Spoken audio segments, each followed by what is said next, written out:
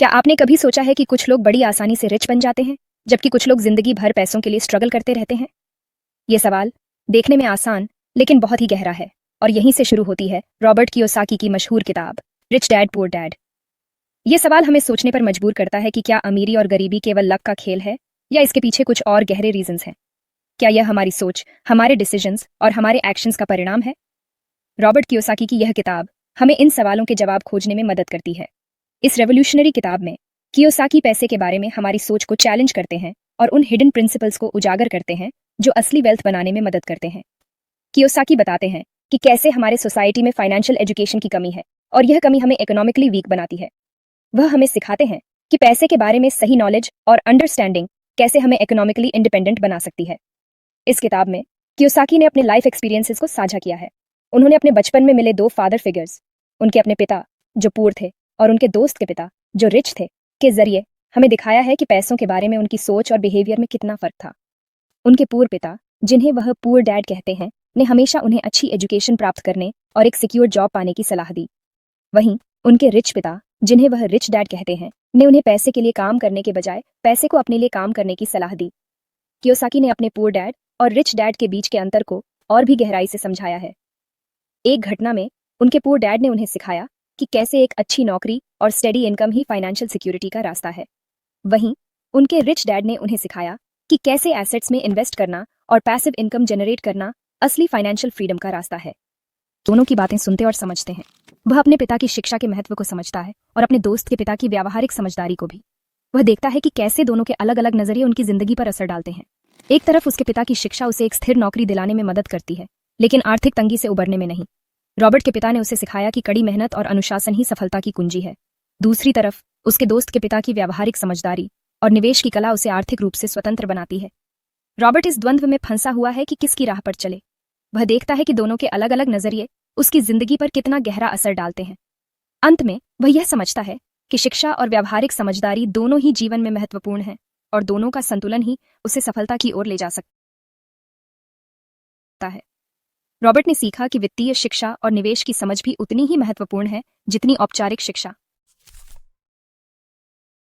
यह किताब सिर्फ पैसा कमाने के बारे में नहीं है, बल्कि यह समझने के बारे में है कि मनी कैसे काम करता है।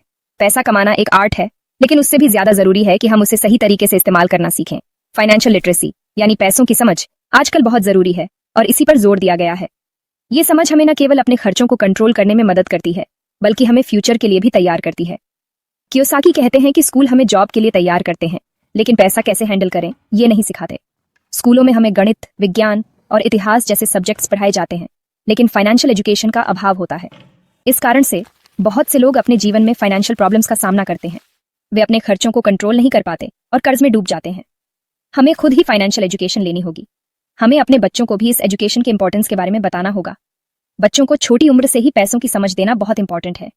उन्हें सिखाना चाहिए कि पैसे कैसे बचाएं, कैसे इन्वेस्ट करें और कैसे खर्च करें। एक पिगी बैंक से शुरुआत करना एक अच्छा तरीका हो सकता है। इससे बच्चे पैसे बचाने की हैबिट डाल सकते हैं। जैसे जैसे बच्चे बड़े होते हैं, उन्हें इन्वेस्टमेंट के बारे में भी सिखाना चाहिए। स्टॉक्स, बॉन्ड्स और म्यूचुअल फंड्स के बारे में जानकारी देना इंपॉर्टेंट है।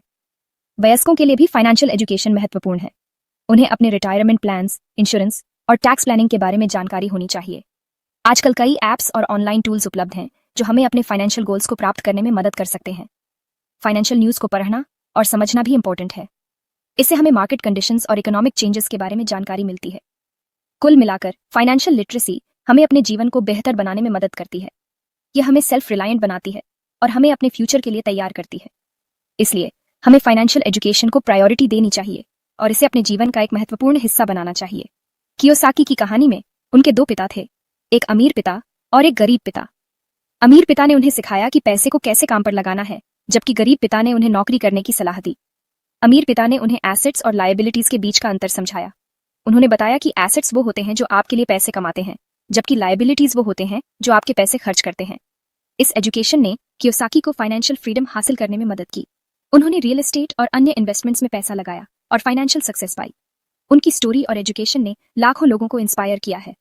रिच डैड पुअर डैड किताब फाइनेंशियल लिटरेसी के इंपॉर्टेंस को समझाने में एक महत्वपूर्ण भूमिका निभाती है। Section 4, mind your own business.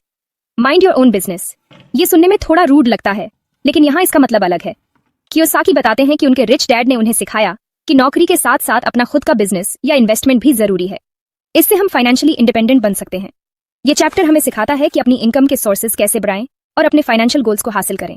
Kiyosaki के अनुसार उनके रिच डैड ने उन्हें सिखाया कि असली संपत्ति एसेट्स में होती है, लायबिलिटीज में नहीं। Section 5, the history of taxes and the power of corporations. ये चैप्टर हमें टैक्स की हिस्ट्री और कंपनीज की पावर के बारे में बताता है। टैक्सेस का इतिहास बहुत पुराना है और ये जानना दिलचस्प है कि कैसे समय के साथ ये बदलता गया है। प्राचीन सिविलाइजेशंस में भी टैक्स का प्रचलन था, चाहे वो मिस्र की सिविलाइजेशन हो या रोमन एम्पायर। ये थोड़ा कॉम्प्लिकेटेड लग सकता है, लेकिन कियोसाकी ने इसे आसान भाषा में समझाया है। उन्होंने बताया है कि कैसे टैक्स सिस्टम्स ने समय के साथ इवॉल्व किया है और कैसे ये आज के समय में कॉर्पोरेशंस को प्रभावित करता है। कियोसाकी के अनुसार उनके रिच डैड ने उन्हें सिखाया कि कैसे अमीर लोग और कॉर्पोरेशंस टैक्स लॉज का फायदा उठाते हैं। वो बताते हैं कि अमीर लोग टैक्स बचाने के लिए कंपनीज का इस्तेमाल कैसे करते हैं। ये एक बहुत ही महत्वपूर्ण कॉन्सेप्ट है, क्योंकि ये दिखाता है कि कैसे फाइनेंशियल नॉलेज और सही स्ट्रैटेजीज का इस्तेमाल करके कोई भी व्यक्ति अपने टैक्स लायबिलिटीज को कम कर सकता है। कियोसाकी के रिच डैड ने उन्हें सिखाया कि कॉर्पोरेशंस का इस्तेमाल करके कैसे इनकम को प्रोटेक्ट किया जा सकता है। ये चैप्टर हमें टैक्स लॉज समझने और उनका सही इस्तेमाल करने के लिए इनकरेज करता है। टैक्स लॉज को समझना और उनका सही तरीके से पालन करना बहुत जरूरी है, क्योंकि इससे न केवल हम अपने फाइनेंशियल गोल्स को हासिल कर सकते हैं, बल्कि हम अपने देश की इकोनॉमी में भी योगदान दे सकते हैं। कियोसाकी के पुअर डैड ने हमेशा उन्हें नौकरी करने और टैक्स भरने की सलाह दी, जबकि रिच डैड ने उन्हें कॉर्पोरेशंस के माध्यम से टैक्स बचाने के तरीके सिखाए। प्राचीन काल में टैक्स कलेक्शन का तरीका बहुत अलग था। उस समय लोग अपने उत्पादन का एक हिस्सा राजा या शासक को देते थे। ये टैक्स अनाज, जानवर या अन्य वस्तुओं के रूप में हो सकता था।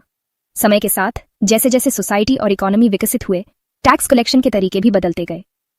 इंडस्ट्रियल रेवोल्यूशन के दौरान जब बड़े पैमाने पर प्रोडक्शन शुरू हुआ, तो टैक्स सिस्टम्स में भी बड़े बदलाव आए। अब गवर्नमेंट्स को अधिक रेवेन्यू की जरूरत थी और इसके लिए उन्होंने नए टैक्स लॉज और रेगुलेशंस बनाए। इस समय के दौरान कॉर्पोरेशंस का उदय हुआ और उन्होंने इकोनॉमी में एक महत्वपूर्ण भूमिका निभानी शुरू की। आज के समय में कॉर्पोरेशंस का पावर और इन्फ्लुएंस बहुत बढ़ गया है। वे न केवल अपने शेयर होल्डर्स के लिए वेल्थ क्रिएट करते हैं, बल्कि वे गवर्नमेंट्स के साथ भी इंटरैक्ट करते हैं और टैक्स पॉलिसीज को शेप करने में मदद करते हैं। कियोसाकी के रिच डैड ने उन्हें सिखाया कि कैसे कॉर्पोरेशंस का इस्तेमाल करके वेल्थ को बढ़ाया जा सकता है। कियोसाकी बताते हैं कि कैसे कॉर्पोरेशंस का इस्तेमाल करके टैक्स लायबिलिटीज को कम किया जा सकता है। उन्होंने कई एग्जाम्पल्स दिए हैं कि कैसे अमीर लोग और बड़ी कंपनीज टैक्स लॉज का फायदा उठाते हैं। उनके रिच डैड ने उन्हें सिखाया कि कैसे कॉर्पोरेशंस के माध्यम से इनकम को प्रोटेक्ट और ग्रो किया जा सकता है। ये चैप्टर हमें इनकरेज करता है कि हम भी टैक्स लॉज को समझें और उनका सही इस्तेमाल करें। फाइनेंशियल एजुकेशन बहुत जरूरी है और ये चैप्टर हमें ये सिखाता है कि कैसे हम अपने फाइनेंशियल फ्यूचर को सिक्योर कर सकते हैं। कियोसाकी के रिच डैड ने उन्हें सिखाया कि फाइनेंशियल एजुकेशन और सही स्ट्रेटजीज का इस्तेमाल करके कैसे फाइनेंशियल फ्रीडम हासिल की जा सकती है। इतिहास अंत में ये चैप्टर हमें सिखाता है कि कैसे हम टैक्स लॉज का सही इस्तेमाल करके अपने फाइनेंशियल गोल्स को हासिल कर सकते हैं। ये हमें इनकरेज करता है कि हम फाइनेंशियल एजुकेशन को गंभीरता से लें और अपने फ्यूचर को सिक्योर करें। कियोसाकी के रिच डैड ने उन्हें सिखाया कि फाइनेंशियल नॉलेज और सही स्ट्रेटजीज का इस्तेमाल करके कैसे फाइनेंशियल सक्सेस हासिल की जा सकती है। यह किताब हमें गरीब सोच और अमीर सोच के बीच के अंतर को समझने में मदद करती है। गरीब सोच वाले लोग पैसे को सिर्फ खर्च करने की चीज मानते हैं, जबकि अमीर सोच वाले लोग पैसे को एक ऐसा औजार मानते हैं जिससे और पैसा कमाया जा सकता है। गरीब सोच वाले लोग नौकरी की तलाश में रहते हैं, जबकि अमीर सोच वाले लोग अवसरों की तलाश में रहते हैं। गरीब सोच वाले लोग डर और असुरक्षा के कारण वित्तीय जोखिम लेने से बचते हैं, जबकि अमीर सोच वाले लोग कैलकुलेटेड रिस्क लेने से नहीं घबराते हैं। यह किताब हमें सिखाती है कि अगर हम अपनी गरीब सोच को अमीर सोच में बदल दें तो हम अपनी वित्तीय स्थिति में जबरदस्त सुधार ला सकते हैं। अगर आपको यह जानकारी पसंद आई हो तो हमारे चैनल को सब्सक्राइब करें और बेल आइकन दबाएं ताकि आप हमारी नई वीडियोस मिस न करें।